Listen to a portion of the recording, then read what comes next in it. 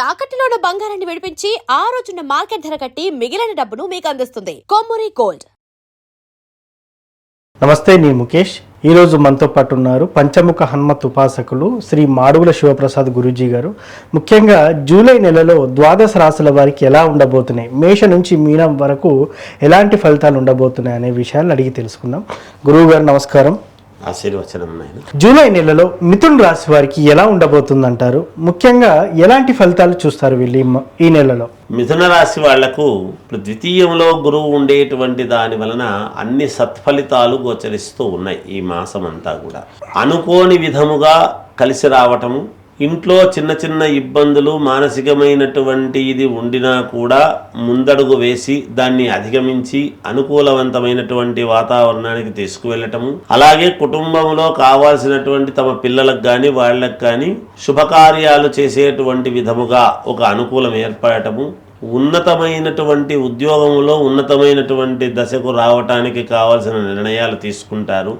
అంటే ఒక ఉద్యోగం చేసుకునేటువంటి వాళ్లకు ఒక అప్గ్రేడ్ కావటం, అంటే పై పోస్ట్ రావటము కానీ, లేదా ఉన్నతమైనటువంటి చోటికి స్థానచలనము కలగటము కానీ, ఆదాయము పెంచుకునేటువంటి విధముగా నిరంతరము అంటే ఉద్యోగంలో ఏదైనా ఒక ఇది రావాలి కదా, పెరుగుతుంది అనమాట. జీతం పెరగడం, శాలరీ పెరగడం లాంటివి కానీ ఇలాంటివి జరుగుతాయి. సుఖ సంతోషముగా జీవనం గడపడానికి ఈ మాసం అంతా కూడా చాలా అనుకూల పడుతుంది. భార్యాభర్తల యొక్క అన్యోన్యత అనేటువంటిది పెరుగుతుంది. కుటుంబం నుంచి మంచి శ్రేయస్సు అనేటువంటిది ఉంటుంది. శుభకార్యాలు జరిగేదానికి ఒక కీలకమైనటువంటి అడుగులు ముందుకు వేస్తారు. కొత్త వాళ్ళ యొక్క పరిచయాలు ఏర్పడతాయి. పాత బంధము ఇంకా మెరుగుపడుతుంది అనేటువంటిది చెప్పవచ్చు. రక్త సంబంధీకుల వలన ఎన్నడూ పలకరించనటువంటి వాళ్ళు కూడా పలకరించే అవకాశము వస్తుంది అని చెప్పవచ్చు. సో మిథున రాశి వారికి ఈ ఫలితాలు ఉండబోతున్నాయి అంటారు ముఖ్యంగా? ఖచ్చితంగా. సో మిథున రాశి వారికి ఎలా ఉండబోతుందో చాలా చక్కగా చెప్పారు గురువు గారు. ముఖ్యంగా ద్వాదశ రాశుల వారు ఏ పరిహారం చేసుకుంటే ఇంకా మెరుగైన ఫలితాలు పొందుతారు, అదేవిధంగా కొంత నష్టంగా కొన్ని రాశుల వారికి ఉన్నటువంటిగా మనకు కనిపిస్తూ ఉంది, వారు ఏ పరిహారం చేసుకుంటే ఇంకా ఎలాంటి లోటుపాట్లు లేకుండా ఉండొచ్చు అంటారు? మామూలుగా ఈ జూన్ నెలలో ఏ రాశి వాళ్ళైనా ఎవరైనా మనకు మేలు జరగాలి అనేటువంటి కోరికలు ఉంటాయి, సహజం కదా. ఈ రాసులు అన్నీ కూడా మొత్తము 12 రాసుల వాళ్లకు కూడా ఈ ఒక్క రాశి, ఈ రాశి కాదు ఈ రాశి కాదు అనేటువంటిది కాకుండా బాగున్న రాసులైనా, ఒకవేళ కొంచెం అటు ఇటు ఉన్న రాసులైనా, పూర్తిగా బాగలేని రాసులైనా, ఎవరైనా సరే సహజంగా ఏదో ఒక ఇది అయితే కావాలి కదా వాళ్ళకు జీవితంలో ముందుకు వెళ్ళటానికి. వాళ్ళు అనుకున్నటువంటి పనులు సవ్యంగా జరగాలి అనేటువంటిది ప్రతి వాళ్లకు ఉంటుంది. ఏ పని మొదలుపెట్టినా ఈ కార్యం నాకు అనుకూలించాలి, ఈ పెళ్ళి కావాలి, ఉద్యోగం రావాలి, లేదా ఈ ప్రయాణం సాగాలి, లేదా నేను ఉన్నతమైనటువంటి స్థితికి వెళ్ళాలి, ఇలాంటి కోరికలే ఉంటాయి. ఇప్పుడు రాసుల ప్రకారముగా సహజంగా చూసినప్పుడు ఎవరికైనా అందరికీ ముందు అందరూ మనుషులం, ముందు మనకన్నా కోరికలు అందరివి ఒకటే రకంగానే ఉంటాయి. ఏంటి వాళ్ళకు తగినటువంటి విధానముగా. అలాంటి వాళ్లకు ఈ జూలై మాసంలో వీళ్ళు చేసుకోవాల్సినటువంటి ప్రక్రియ, అద్భుతమైనటువంటి ప్రక్రియ ఒకటి చెప్తారు. ఎందుకంటే వాళ్ళకి అంతకంటే ఎక్కువ చేసుకోనక్కర్లేదు. ఓం ద్రాం దత్తాత్రేయాయ నమః అనేటువంటి మంత్రాన్ని చదువుకోవటం. ఈ మంత్రాన్ని చదువుతూ ఉన్నప్పుడు దత్తాత్రేయ స్వామి స్వరూపాన్ని మనం సెల్ ఫోన్లు ప్రతి వాళ్లకు ఉంటాయి. అవును, మనం అదే పనిగా ఫోటో తెచ్చి పెట్టుకోవాల్సినటువంటి అవసరం కానీ ఇంకోటి కానీ ఏమక్కర్లేదు.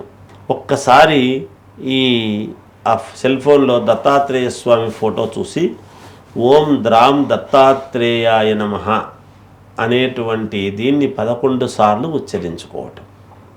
ఏది రోజు ఉదయము, సాయంకాలం కానీ రాత్రి కానీ పడుకునే ముందైనా ఇలా చేసుకుంటూ వచ్చి, ఇప్పుడు ఈ నెలలో గురువారాలు వస్తాయి.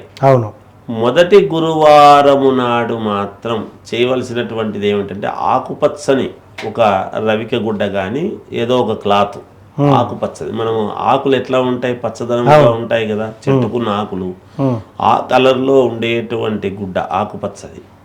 ఆ ఆకుపచ్చని గుడ్డ తీసుకొని ఈ అటుకులు, ఒక 3 పిరికెళ్ళు అటుకులు, కొన్ని బియ్యము, ఒక పిరికెడు బియ్యము, 3 పిరికెళ్ళు అటుకులు, ఒక పిరికెడు బియ్యము, అందులో వేసి ఒక గుడం అంటే బెల్లం ఉడక బెల్లము ఒక ఉడకలాగా కొద్దిగా తీసుకుని చిన్న ఉంట బెల్లపు ఉంట అందులో వేసి ఒక రూక కూడా కాయను కూడా వేసి మూట కట్టేసేయటం. ఓకే.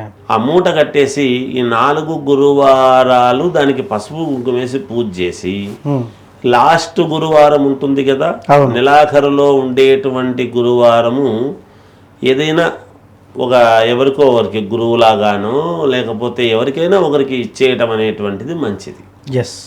దాంతో పాటు 1 కిలో బియ్యం, ఏదో ఇది ఇచ్చినాం కదా అదే చాలే అని అనుకోకుండా 1 కిలో బియ్యం దానం చేస్తే పరిపూర్ణముగా సర్వదోషాలు పోవటానికి అనుకూలం. అది లాస్ట్లో చేయాల్సినటువంటి పని.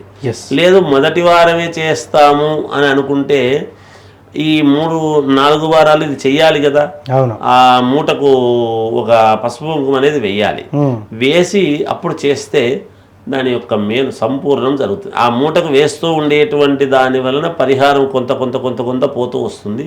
చివరిలో పూర్తిగా పోవటం అనేది జరుగుతుంది. అన్ని పనులు జరుగుతాయి, అనుకున్న పనులు నెరవేరుతాయి గాక. ఇది దాని యొక్క సారాంశం. మొత్తానికి ద్వాదశ రాశుల వారు ఏ పరిహారం చేసుకుంటే బాగుంటుందని చాలా చక్కగా చెప్పారు సార్. ధన్యవాదాలు. జయోస్తు.